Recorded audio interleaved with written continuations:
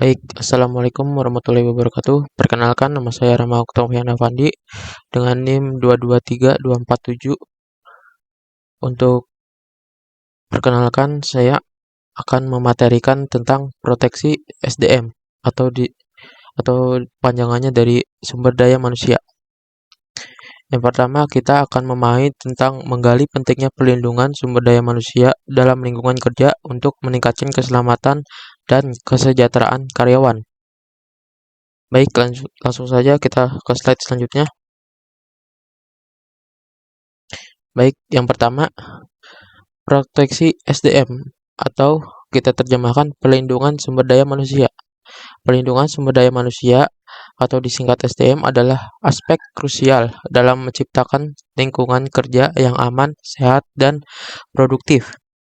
Tujuan utama dari perlindungan ini adalah meningkatkan kesejahteraan karyawan, mengurangi risiko kerja, dan serta membangun reputasi perusahaan yang baik. Baik, selanjutnya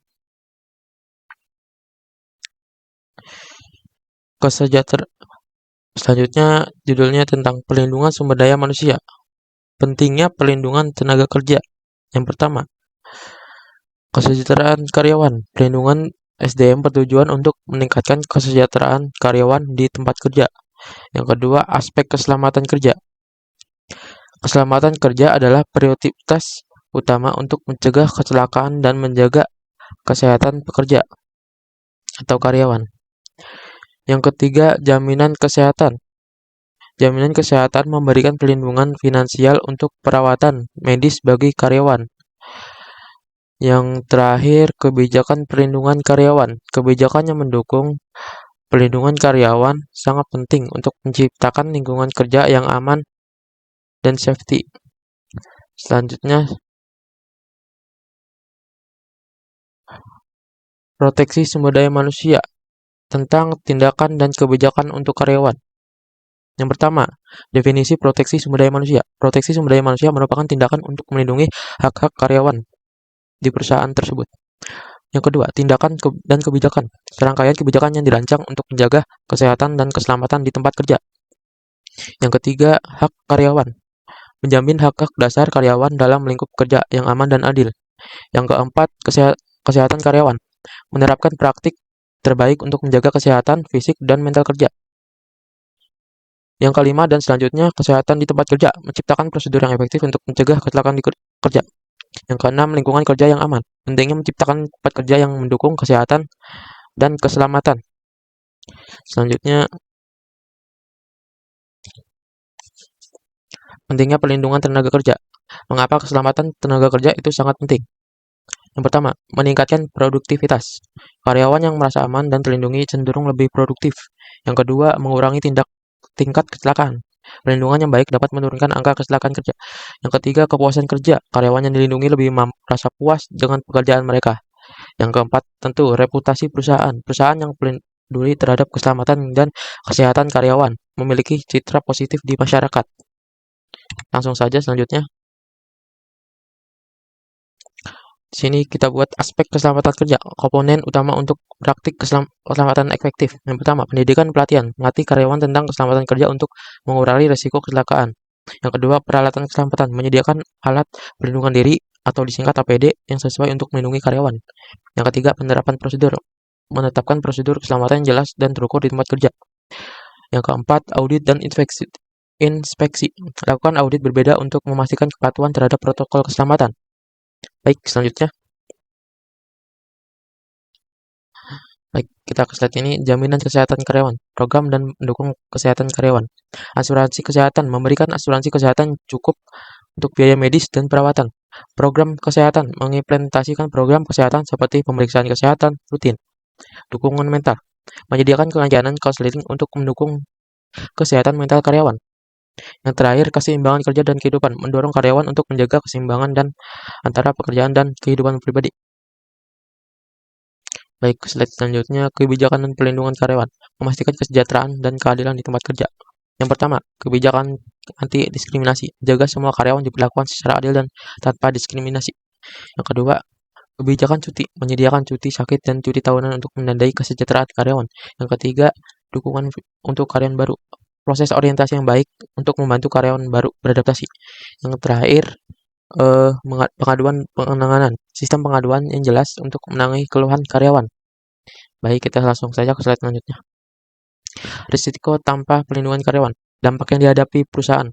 Yang pertama, dampaknya, kecelakaan kerja. Meningkatkan angka kecelakaan cedera di tempat kerja dapat menyebabkan kerugian besar, terutama bagi perusahaan tersebut. Tingkat pergantian karyawan. Karyawan lebih cenderung keluar dari perusahaan yang tidak memberikan perlindungan yang memadai. Yang kedua, reputasi buruk. Perusahaan yang tidak melindungi karyawannya berisiko mendapat reputasi negatif di industri. Yang terakhir, tuntutan hukum. Ada potensi tuntutan hukum akibat pelanggaran hak karyawan yang dapat merugikan perusahaan. Baik, langsung saja. Studi kasus penerapan program keselamatan kerja di perusahaan. Contoh perusahaan X, pengurangan kecelakaan kerja yang signifikan. Penerapan program keselamatan. Perusahaan X menerapkan program keselamatan kerja yang ketat untuk melindungi karyawan. Contoh sini pakai APBD, kepala safety. Pengurangan kecelakaan kerja. Program ini berhasil mengurangi kecelakaan kerja sebesar 40% dalam 1 tahun.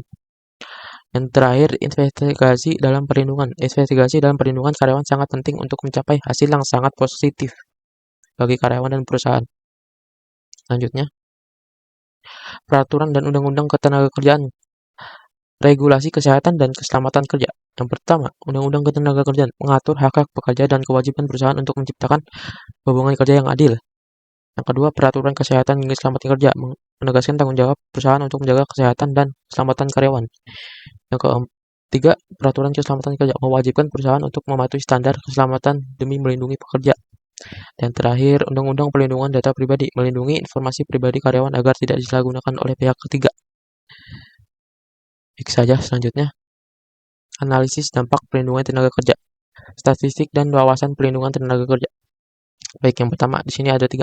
Statistik dan kerja. Penurunan angka kecelakaan kerja hingga 30% setelah penerapan kebijakan pelindungan. Kepuasan kerja karyawan. Kenaikan kepuasan kerja dari 70% menjadi 85% setelah implementasi program keselamatan dan kesehatan. Pengembalian investasi. Investasi dalam perlindungan karyawan memberikan pengembalian yang signifikan dalam produktivitas di perusahaan tersebut. Baik, lanjut saja.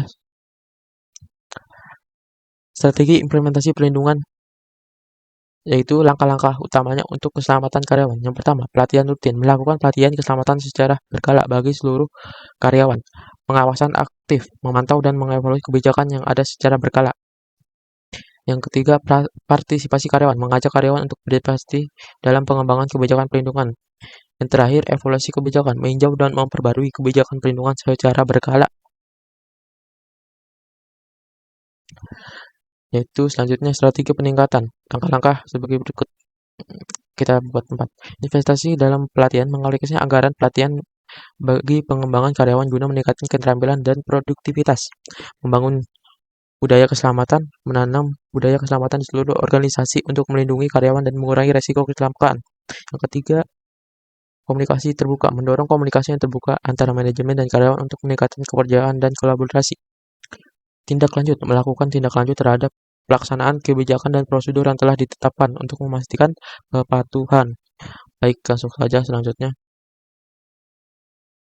Perlindungan sumber daya manusia dalam tenaga kerja. Yang pertama, pentingnya perlindungan SDM. Perlindungan sumber daya manusia krusial untuk menciptakan tenaga kerja yang aman dan sehat.